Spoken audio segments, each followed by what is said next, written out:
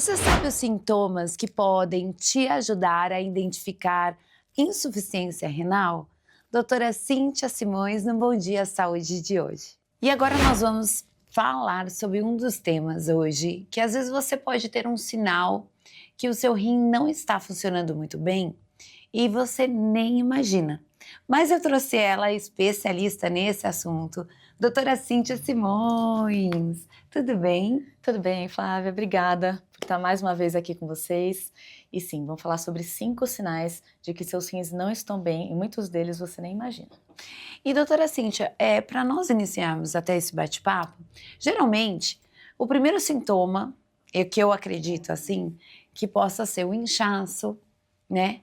E não só isso, às vezes a pessoa está com uma fadiga, um cansaço, cabelos quebradiços. Isso tem a ver também com a questão renal?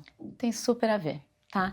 Então, sobre inchaço, né? A gente pode ter o inchaço por 2 motivos, tá? O primeiro deles é porque uma das várias funções dos rins é eliminar o excesso de água, de líquidos do corpo. Então, se o rim não está funcionando adequadamente, ele não consegue eliminar todo aquele líquido e, em geral, a gente começa a inchar. O segundo motivo da gente inchar, na verdade, pode ser por perda de proteína na urina. Então, o rim ele está com algum problema que vai levar à perda de proteína na urina. Quando essa perda é excessiva, a proteína vai toda embora e sobra pouco no nosso sangue. E é a proteína que ajuda a gente a segurar o sangue, os líquidos todos dentro da veia. Então, se a gente está com proteína baixa, aquilo extravasa. Então, esse é um outro motivo de inchaço. E é muito comum nas chamadas nefrites. Ah, sim. Né? Tem uma doença conhecida como síndrome nefrótica, que até foi comentada algumas semanas, meses atrás, que é a filhinha do Júlio Lima, né, do artista, Sim. tem essa doença, né, e tem tratamento, mas é um dos motivos pelos quais o rim promove esse inchaço, né. Sobre o segundo ponto que você falou, sobre fraqueza, né, a anemia, ela pode estar relacionada também com a insuficiência renal, com o mau funcionamento dos rins, principalmente se isso já está num grau mais avançado. Por quê? Os rins, eles produzem um hormônio que chama eritropoetina. E esse hormônio, ele ativa a nossa medula óssea, estimula ela a produzir os glóbulos vermelhos do Sim. sangue. Então, quando o rim não funciona bem, essa produção hormonal dele cai e a gente começa a produzir menos glóbulos vermelhos. E isso realmente é traduzido como uma anemia. Então, a gente só imagina ferro, né? O ferro logicamente está relacionado, mas a gente tem um fator renal, sim, principalmente se é uma doença renal mais avançada, com menos de 30% de funcionamento dos rins, a gente pode desenvolver uma anemia por conta da questão renal. Na questão, né, entrando na parte de anemia, a questão do inchaço, nós temos um terceiro sintoma. Qual seria? O terceiro sintoma é coceira. Coceira? Pois é, e não é alergia, tá? Não acredito! Gente! Coceira. Pois é. Então, quando o rim não está funcionando adequadamente, a gente começa a acumular várias toxinas, tá? Entre elas a ureia, o fósforo, e o excesso dessas toxinas pode sim ter uma certa deposição e levar a uma alteração metabólica que promove coceira. Além disso, as pessoas que têm problema renal, em geral, têm a pele também mais seca que o habitual. E atenção, pele seca coça. Isso vale também para pessoas que não têm problema renal, tá? Então agora que tá frio, a gente tá tomando banho muito quente, gente que usa bucha, sabonete, e aí tá tendo coceira imaginando que é alergia, né? E no fim, É a água quente. bom hidratante resolveria, assim, 80% dessa questão, tá? E a questão dos problemas nos rins, né? Eles causam nenhum tipo de alergia, então. Não, não é alergia. Essa coceira, ela não é alérgica, tá?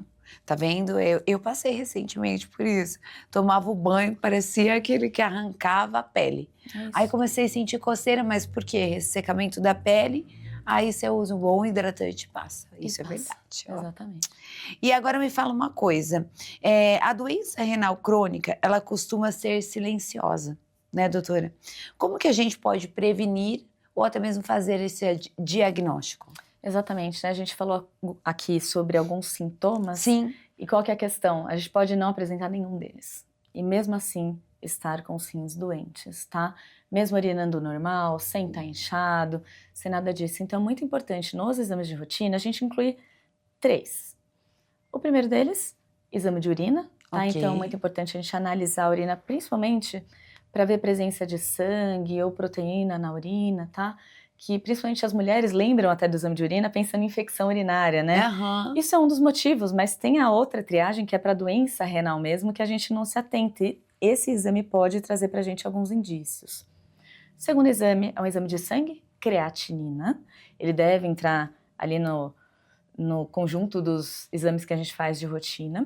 A creatinina, ela reflete, para nós médicos, o grau de funcionamento renal, o quanto seu rim é capaz de filtrar, tá? E o terceiro exame, um ultrassom dos rins, justamente para ver o formato dos rins, se eles estão com a anatomia normal. A gente tem algumas doenças que o formato dos rins é alterado. Por exemplo, os rins em ferradura, que chama, na verdade, em vez de eles serem separados, eles são unidos pela pontinha de baixo. Então, eles ficam no formato de ferradura. Tem gente que só descobre isso no ultrassom. No ultrassom. Né? Presença de cistos ou de pedras. Então, terceiro exame, ultrassom de rins e vias urinárias. E quando que a gente entende que está tendo um mau funcionamento dos rins? Justamente a gente tem que unir essas duas coisas, né? Então, a gente pode apresentar um desses sintomas que a gente conversou, né? Ok. Então, inchaço, a anemia, a coceira, a alteração da urina, ou então, muitas vezes a gente só pega realmente nos exames de rotina, sem apresentar nenhum sintoma. Quando a gente apresenta sintomas, geralmente já é no estágio mais avançado. Gente, muito bom estar aqui, sempre trazendo uma aula pra gente, doutora Cíntia aí, é sempre uma consulta fria, eu falo. Não só para mim, mas para você aí de casa, já aproveita. Muito obrigada, viu? Espero que você volte mais vezes, trazendo sempre assuntos exponenciais da nossa saúde. Fico muito feliz por ter ajudado, espero ter sido clara e até a próxima. Até.